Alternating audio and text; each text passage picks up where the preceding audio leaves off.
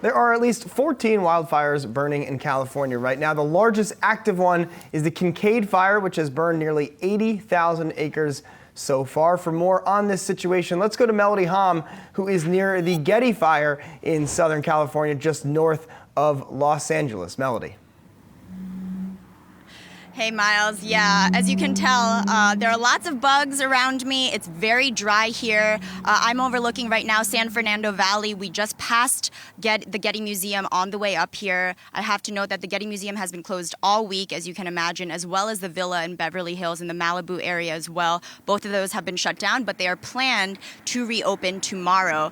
Miles, it is a very fascinating ecosystem that we're witnessing right now, because even though the evacuation policies have stopped, you can see how businesses are open, but no one is there. I was kind of wandering around Brentwood, which is about 10 miles from here, and I stopped in for a coffee. I stopped into a lunch shop, and they're basically desolate. And all of the business owners are essentially saying that people don't know if businesses are reopened, and they're less inclined to drive out and see if they are. Instead, they'd rather go home, restock their kitchens and whatnot. You know, when we talk about the insurance cases here, a lot of folks are saying that the insurance companies may not be renewing a lot of these homeowner policies just because in 2017 and 2018 together, insurance companies actually spent $24 billion. And as we know, the whole point of the insurance business is in the anticipation that nothing will happen, as we can tell from California's dire situation over the last couple of years. And this year is no different. Unfortunately, it seems like a lot of people are down and out on their luck. There's one number that really sticks out in my mind,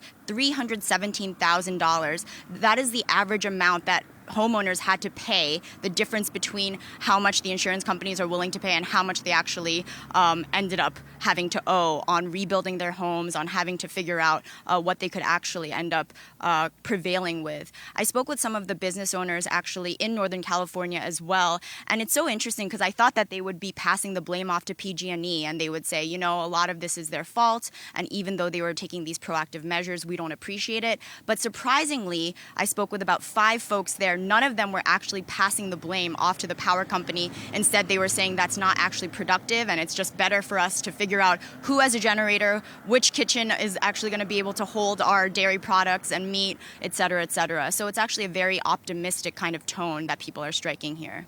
All right, Melody Hahm live in Encino, California. Stay safe, and we'll talk to you next week, Melody. Hey investors, Zach Guzman here. Are you interested in learning more about the markets and getting the latest financial news? Well, then click right here to subscribe to our Yahoo Finance YouTube channel.